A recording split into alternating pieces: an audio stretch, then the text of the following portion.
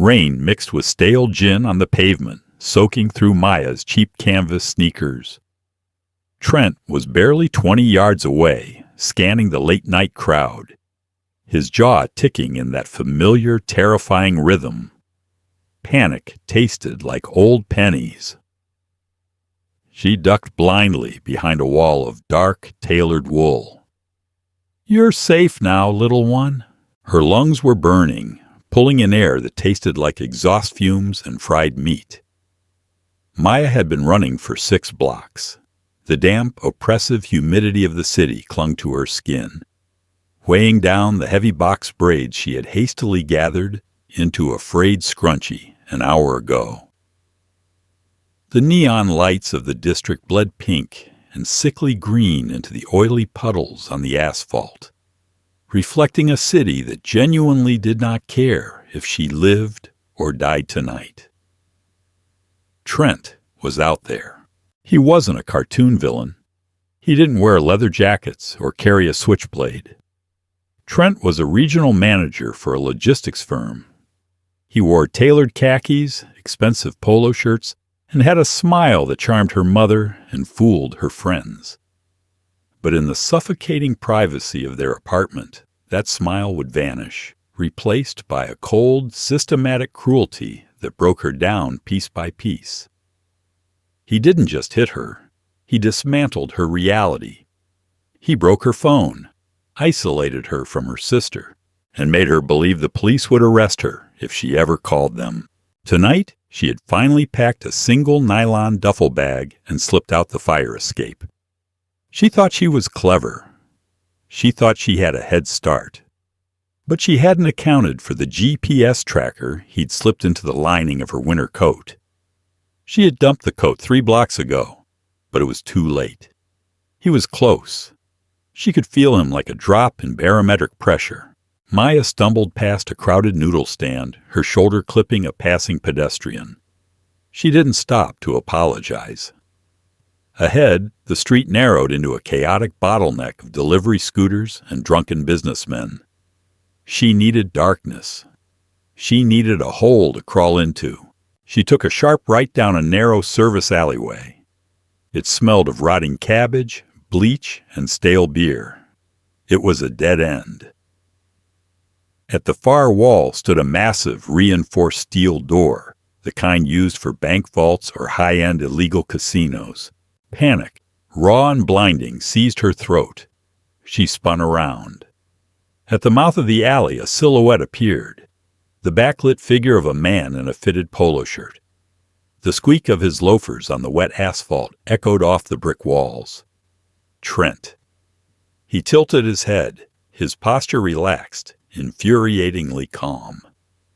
"Maya," his voice floated down the alley, smooth and reasonable. "Come on, baby. This is embarrassing. Let's go home." Her stomach dropped, twisting into a hard, tight knot. Nausea crept up her throat, sour and metallic. She backed up until her spine hit the cold steel of the heavy door. Her hands flattened against the metal, fingers scraping uselessly. She wasn't going to fight him. She didn't have the energy, the strength, or the hope left for a triumphant standoff. She just wanted to disappear. Then, the steel door clicked. A heavy deadbolt retracted with a sound like a gunshot. The door swung outward, forcing Maya to stumble forward to avoid getting knocked over. Warm air, smelling of bergamot, expensive cedar wood, and cigarette smoke spilled into the grimy alley. A man stepped out. He was Korean, tall, dressed in a charcoal 3-piece suit that looked entirely too immaculate for an alleyway smelling of garbage. He held a silver lighter to a cigarette, his face briefly illuminated by the flame. He had sharp cheekbones, dark hair pushed back from his forehead, and eyes that looked like flat, black stones. He wasn't alone. 2 men built like industrial refrigerators in dark coats stepped out silently behind him. Maya didn't think. Instinct bypassed rational thought completely. As Trent took a slow, confident step into the alley, Maya lunged forward and slammed into the man in the charcoal suit. It was like hitting a concrete pillar wrapped in cashmere. He didn't even sway. She didn't plead beautifully. She didn't bat her eyelashes. She grabbed handfuls of his expensive jacket, her dark hands shaking violently, and essentially plastered herself against his back, using his body as a physical shield. She buried her face into the fabric between his shoulder blades, squeezing her eyes shut. She expected a backhand. She expected to be thrown to the pavement. The two massive guards, Wyatt and Cole, tensed, their hands instantly vanishing inside their jackets. But the man in the suit simply raised 2 fingers. The guards froze. Trent stopped halfway down the alley. His arrogant smile faltered, replaced by a look of profound annoyance. "Excuse me," Trent called out, his voice taking on that authoritative frat boy edge he used to intimidate waiters and cab drivers. "That's my girlfriend. She's having a bit of an episode. Just step aside, pal." Maya whimpered, an ugly, involuntary sound. Her fingernails dug harder into the stranger's wool suit. She was shivering so hard her teeth clicked. The man took a slow drag of his cigarette. He didn't look at Trent. He looked down over his shoulder at the woman desperately trying to fold herself into his shadow. He noted the bruised grip of her hands, the ashen undertone of her dark skin, the absolute primitive terror radiating from her small frame. He slowly turned around, forcing Maya to shuffle with him so she remained behind him. He looked at Trent. His gaze was flat, like a man doing mental math before deciding whether to buy a property or burn it to the ground. He didn't yell. He didn't posture. He simply exhaled a thin plume of smoke and tilted his head toward Maya. "You're safe now, little one," he whispered. The words weren't laced with cheesy romantic warmth. They were spoken with a cold, absolute authority, a statement of empirical fact. Trent let out a short, incredulous laugh. "Look, buddy, I don't know who you think you are, but I'm taking her home. Maya, let go of the guy before I call the cops." The mention of the police made the man in the suit smile. It was a terrifying expression, a slight, razor-thin curving of the lips that didn't reach his eyes. "Call them," he said.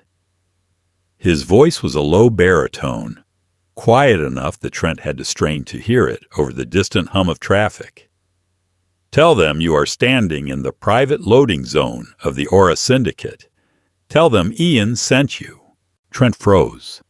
The confident posture collapsed, his shoulders slumping slightly. He wasn't a street thug, but he lived in this city. Everyone who paid attention to the news or corporate real estate knew what Aura was. It was a massive, notoriously violent Korean-American syndicate that owned half the shipping ports and high-end clubs in the district. They weren't a street gang. They were a multinational corporation with a very high body count. Trent swallowed hard, his Adam's apple bobbing. He looked from Ian to the 2 silent mountains of meat flanking the door. Wyatt shifted his weight, his coat parting just enough to reveal the matte black grip of a shoulder-holstered firearm. I didn't realize," Trent stammered, taking a step back. His shoes squeaked on the wet pavement. He looked at Maya, his eyes narrowing with a toxic, impotent rage. "This isn't over, Maya. You can't hide forever." Ian flicked his cigarette. It bounced off Trent's chest, showering orange sparks against his pristine polo shirt. Trent gasped, slapping at his chest, but he didn't retaliate. He turned and practically sprinted back toward the main street, disappearing into the neon-lit crowd. The alley fell silent, save for the rhythmic dripping of water from a rusted fire escape. The adrenaline crash hit Maya like a physical blow. Her knees buckled. The iron grip she had on Ian's jacket went slack. and she began to slide toward the damp pavement. Ian caught her by the elbow. His grip was entirely different from Trent's. Trent's touch was always a cage, squeezing, bruising, restricting. Ian's grip was structural, like a steel beam catching a collapsing roof. He held her up without digging into her flesh. "Breathe," he ordered, his tone clinical. Maya gasped, pulling in ragged breaths. She wiped her nose on the back of her sleeve. Completely stripped of any dignity, she realized suddenly how close she was to him. She could smell the tobacco, the mint, the faint metallic tang of ozone that clung to his clothes.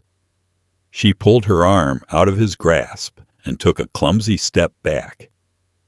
She had just used a mafia boss as a human shield. She had jumped out of the frying pan and swan-dived into a thermonuclear reactor. "I'm sorry," she choked out, her voice raspy. I just needed—" "Inside," Ian said, cutting her off. He turned his back to her and walked through the heavy steel door. Cole and Wyatt remained outside, their eyes fixed on her, waiting. Maya hesitated. The cynical, exhausted part of her brain screamed to run the other way. Men who walked with armed guards did not run charities. If she walked through that door, she was stepping onto his chessboard. But her feet were soaked. She had $3 to her name, and Trent was out there, circling the block. She walked through the door. The transition was jarring. The heavy door slammed shut behind her, instantly cutting off the noise of the city. The hallway was lined with thick, sound-absorbing mahogany panels and plush, dark carpet. The air conditioning hummed, cool and sterile. Ian led her into a large, dimly lit office at the end of the hall. It didn't look like a mobster's lair. It looked like the office of a Fortune 500 CEO.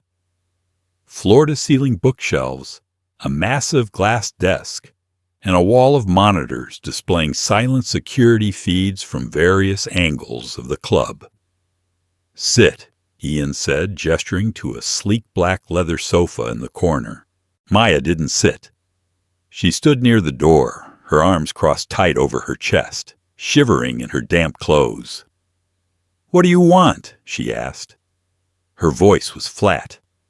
She was a black woman who had been chewed up by the world enough times to know that a man like him didn't offer sanctuary for free. Ian didn't answer immediately.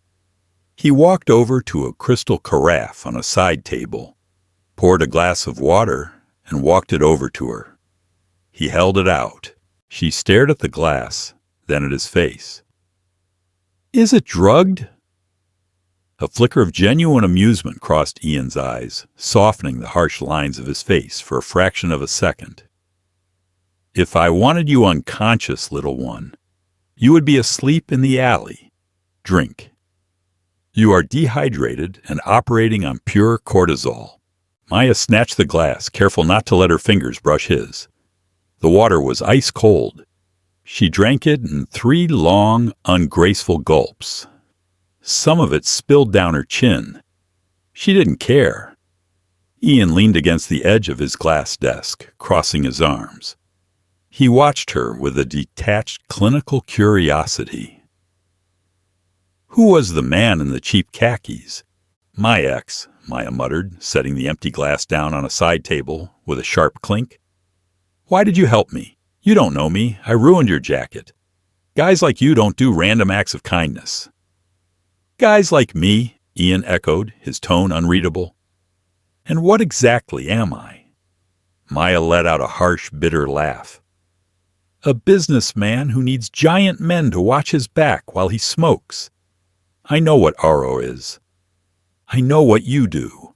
Ian tilted his head, acknowledging the fact without confirming or denying it.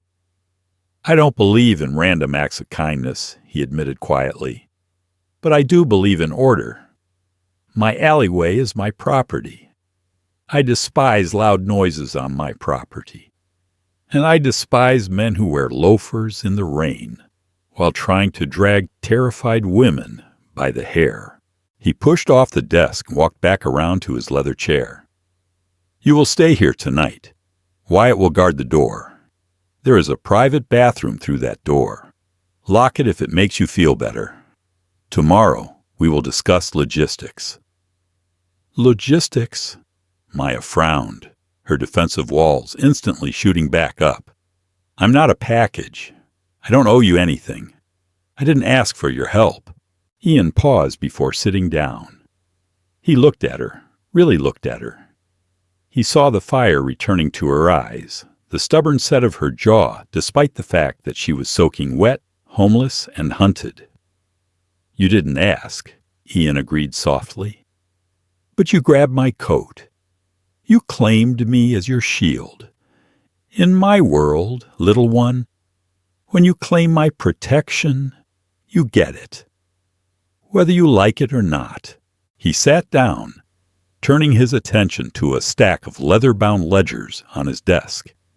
"Take off your wet shoes, Maya. The carpet is expensive, and you are dripping." Maya stood frozen, staring at the top of his dark head. Her heart was still hammering against her ribs, but the frantic, panicked rhythm had slowed. She was in the den of a predator. Yet for the first time in 3 years, she didn't feel like prey. Slowly, carefully, she sat on the edge of the leather sofa and reached down to untie her soaked sneakers. Maya woke to the harsh smell of dark roast coffee and ozone. Her eyes snapped open. She didn't stretch. She didn't experience that groggy, blissful moment of morning confusion. Instead, she catalogued the room with the hypervigilance of a cornered stray. The thick mahogany walls, the blinking green diodes of the security servers, the heavy, suffocating silence of a space designed to keep secrets in. She was still on the leather sofa, a heavy cashmere throw draped over her legs. Her clothes had dried, leaving the cheap canvas and cotton stiff, smelling faintly of wet asphalt and sour alleyway garbage.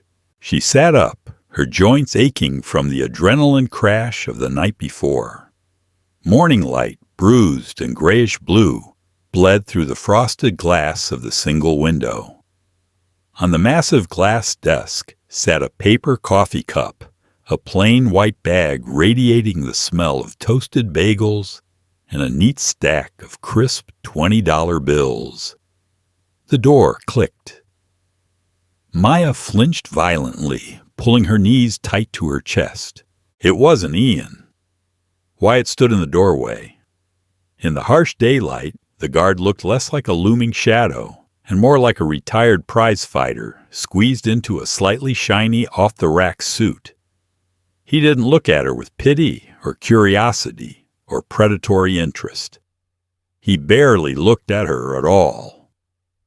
"Boss is busy," Wyatt grunted, his voice sounding like gravel crushed under a tire. "Eat. Towels in the back." He pulled the door shut.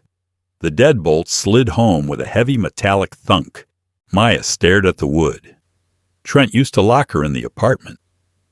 "Keeping you safe from the neighborhood, baby," he'd say, slipping the deadbolt key into his tailored slacks. The familiar icy prickle of claustrophobia crawled up her spine, tightening her throat. She threw off the cashmere blanket and paced the length of the expensive carpet. She wasn't stupid. She had traded a domestic cage for a corporate, criminal one. Men who commanded armed giants in alleys didn't operate rescue shelters. They dealt in leverage. She had no money, no phone, no ID. She was a ghost. That made her entirely disposable to a man like Ian. She pushed into the private bathroom. The fluorescent lights flickered on, harsh and clinical. In the mirror, her box braids were a frayed, tangled halo. Dark, exhausted bags bruised her under eyes, and a yellowish stain mottled her jawline where Trent's fingers had dug in 3 days ago. She looked shattered. She splashed freezing water on her face deliberately ignoring the high-end artisan soap on the counter. She didn't want to smell like his world. When she stepped back out, Ian was sitting behind the desk. He wore a navy suit today, no tie, collar open, wire-rimmed glasses perched on his nose as he read a leather-bound ledger. He looked less like a syndicate boss and more like a deeply exhausted actuary. He didn't look up. "The coffee is getting cold." "I don't want your coffee." Maya's voice cracked, but she locked her knees to stop the trembling.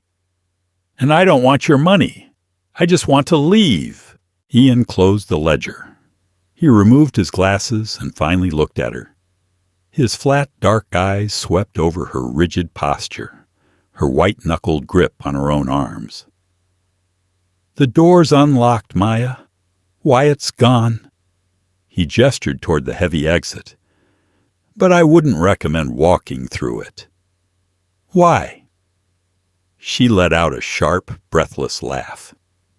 "Because your guys will just drag me back? Is this when I find out what the favor costs?" Ian sighed. A tired, heavy sound completely stripped of theatrical intimidation. He reached over, tapped his keyboard, and spun a large monitor toward her.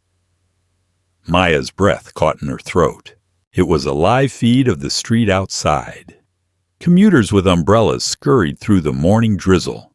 Standing across from the alley, leaning against a wet brick wall with a coffee cup, was Trent. He wore a fresh button-down shirt. He was patiently, systematically scanning the faces of everyone leaving the block. "He's been there since 6, Ian stated calmly. "He spoke to a patrol cop an hour ago. Played the frantic, loving boyfriend looking for his mentally unwell partner. Showed a photo. The cop took his number. You walk out, he sees you. You run, he follows. You scream. The police hand you right back to him." Panic, sour and absolute, flooded her veins. The smell of the toasted bagel suddenly made her violently nauseous. She backed away until her hips hit the leather sofa, sitting heavily. "He's never going to stop," she whispered into her palms. The sheer exhaustion of it crushed her. "He knows you are vulnerable," Ian corrected, picking up his coffee. "He operates on the assumption that you have no resources." Maya dropped her hands, glaring at him with wet, furious eyes. "I don't have resources. I have lint and wet shoes. So what's the play? You keep me locked here? Make me one of your girls at the club down the street?" Ian's jaw tightened. A flash of glacial anger crossed his face, there and gone in a microsecond. "Do not insult me," he said softly. The room's temperature seemed to drop 10 degrees. "I traffic in logistics and real estate, Maya. I do not peddle human flesh. And I absolutely do not exploit bleeding women." Maya flinched at his tone, but she didn't break eye contact. Ian leaned back. "Here is your reality. You need money, an untraceable identity, and a place to sleep without a fire escape. That stack is $800, enough for a bus to Chicago and a cheap motel. You can climb into one of my laundry trucks out back and be at the station in 20 minutes. Trent never sees you." Maya stared at the bills. A clean, terrifying plunge into nothing. Or, Ian continued, his voice entirely void of persuasion, "you stay. I own a commercial bakery in the South Ward. Union hours, brutal work, tyrannical manager. But it pays under the table. I own the apartment above it. Steel locks, cameras monitored by my people. You work the line. You pay rent. You disappear in plain sight." Maya frowned, her brow furrowing in deep suspicion. "Why? You said yourself you don't do random acts of kindness." Ian stood. He walked to the window, sliding his hands into his pockets, watching the gray rain wash over the city. My mother arrived in this country with a bruised face and a terrified son, Ian said quietly. She hid behind the counters of men who offered protection in exchange for pieces of her soul. I watched her diminish. I watched her trade one monster for a series of lesser ones. He looked at her over his shoulder. The flat stones of his eyes held something ancient and bitter. I am a violent man. I will not pretend otherwise. But I direct it outward. I do not cage women. I am offering you blistered hands and a deadbolt. You will sweat, and you will earn every dollar. I gain a reliable dishwasher who won't steal because she knows exactly who I am. It is a transaction. Nothing more. Maya looked from the stack of cash to the cold, pragmatic man standing by the window. Trent had always promised to take care of her. He had smothered her with gifts, paid her rent, and slowly, systematically, cut her off from her own bank accounts until she was entirely dependent on him. His love was a financial and emotional prison. Ian was offering her the exact opposite. He was offering her blistered hands, exhaustion, and absolute independence. He wasn't saving her. He was handing her a shovel and telling her to dig her own way out. It was the most beautiful thing anyone had said to her in 3 years. "The bakery," Maya said. Her voice was steady now. The trembling had stopped. Ian didn't smile. He simply nodded once. "Wyatt will drive you. You start tomorrow at 4 a.m. He walked back to the desk and reached for his phone. "But first, we clean up the mess on my sidewalk." "Wait!" Maya panicked, jumping to her feet. "Don't shoot him. If you kill him, the cops will look into it. They'll find me. Ian paused, the phone halfway to his ear. He looked at her with a mixture of amusement and exhaustion. "Maya, we are a block away from the financial district in broad daylight. I am not going to assassinate a mid-level logistics manager on a Tuesday morning. Sit down." He dialed a 2-digit extension. "Send Cole out front. Tell him to handle the loiterer with the coffee cup. Level 1. He hung up and tapped the keyboard, expanding the security feed on the monitor so Maya could see it clearly. She held her breath, her fingernails digging into her palms. On the screen, Trent was pacing, checking his phone. A moment later, the heavy front doors of the club opened. Cole stepped out. In the daylight, without the shadows of the alley, Cole looked even more terrifying. He was 6'4", built like a brick wall, wearing a tailored suit that barely contained the sheer mass of his shoulders. Cole didn't rush. He walked slowly across the wet pavement, ignoring the traffic, until he was standing directly in front of Trent. There was no audio on the feed, but Maya didn't need it. She watched Trent's arrogant posture instantly dissolve. Trent puffed out his chest, pointing a finger at Cole, his mouth moving rapidly. Cole didn't react. He just stood there, invading Trent's personal space, staring down at him with dead, empty eyes. Trent took a step back. Cole matched it, taking a slow step forward. Trent pointed to his phone, clearly threatening to call the police again. Cole reached inside his jacket. Trent flinched, raising his hands, expecting a gun. Instead, Cole pulled out a sleek black smartphone. He tapped the screen a few times, then held it up for Trent to see. Maya watched as the color completely drained from Trent's face. He stumbled backward, dropping his coffee cup. It spilled across the sidewalk, a brown stain washing into the gutter. Trent looked from the phone to Cole, shaking his head frantically. Cole put the phone back in his pocket, leaned down and whispered something into Trent's ear.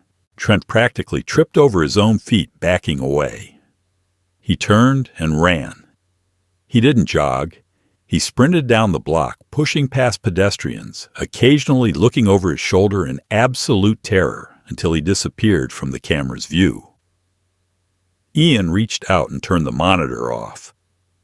The screen faded to black, leaving Maya staring at her own reflection in the glass.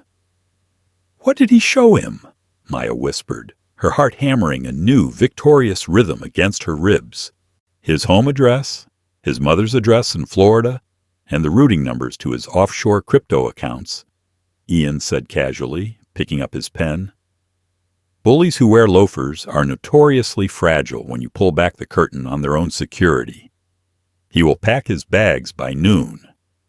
If he ever comes within a 10-mile radius of this zip code again, we escalate to level 2. Maya stood in the center of the room. The crushing invisible weight that had been sitting on her chest for 3 years suddenly fractured. It didn't disappear. She knew the trauma would linger, haunting her nightmares. But the immediate suffocating threat was gone. Trent had been reduced from a terrifying monster to a fleeing coward in less than 3 minutes. She looked at Ian. He was already back to reading his ledger, his glasses perched on his nose, entirely unbothered by the fact that he had just dismantled her greatest nightmare. "Thank you," she said. It wasn't a grand, tearful declaration. It was quiet, ragged, and deeply sincere. Ian didn't look up from the page. "You earned it, little one. You took the risk. You walked through the door." Maya grabbed the white paper bag from the desk, the smell of the toasted bagel suddenly making her stomach rumble with a fierce, undeniable hunger. She paused at the door, her hand resting on the heavy steel handle. "It's Maya," she said, looking back at him. Her spine was straight, her chin lifted. "Not little one." Ian finally looked up. He studied the fierce, bruised, unbroken woman standing in the doorway. For the first time since she had met him, the razor-thin curve of his lips softened into something resembling a real smile. It didn't reach his eyes, but it carried a quiet, undeniable respect. "I'll have Wyatt pull the truck around, Maya," Ian said. "Don't be late for your shift." Maya pushed the heavy steel door open and walked out into the cool, mahogany hallway. She had a long way to go. Her hands would bleed, her back would ache, and she would be scrubbing pots until her fingers went numb. But for the first time in years, the only person holding the keys to her cage was her. What an incredible journey for Maya. She finally took her power back, proving that true safety isn't found in a gilded cage, but in the courage to stand on your own 2 feet. If you love this intense, grounded story of survival and defiance, please hit that like button. Share this video with anyone who loves a gritty, realistic drama, and don't forget to subscribe to the channel for more powerful stories. See you in the next one.